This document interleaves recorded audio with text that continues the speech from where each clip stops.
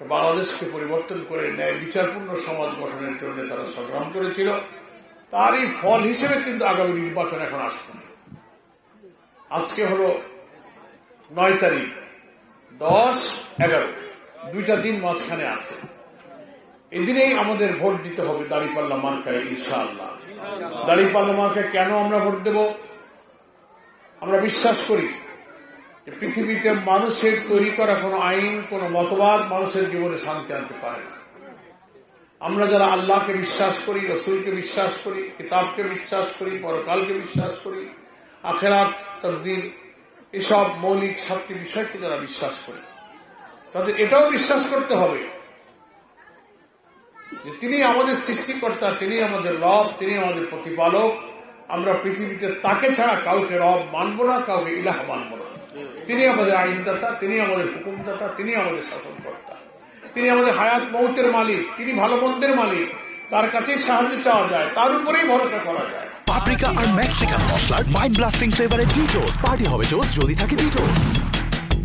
আমরা যে ইমানের কালেমাটা পড়ি, এই কালেমার অনেক তাৎপর্য আছে।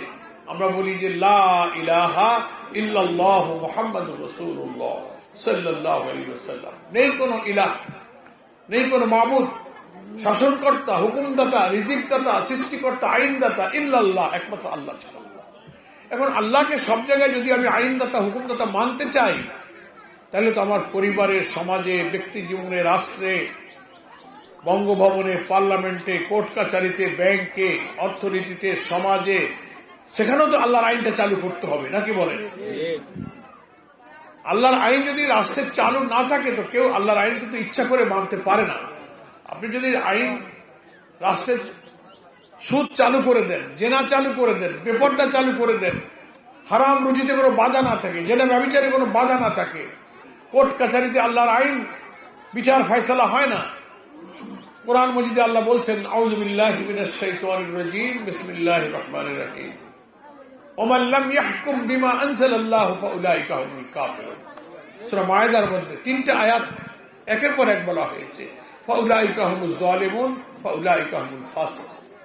যারা সমাজে আল্লাহর আইন দিয়ে যারা বিচার ফয়সালা করে না, তারা জালেম, তারা ফাসিক, তারা কাফের।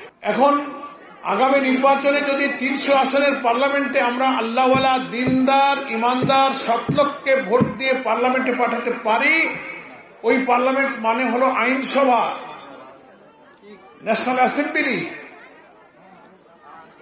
ল মেকার। তারা আইন বানাবে, সরকার বানাবে, শাসক বানাবে।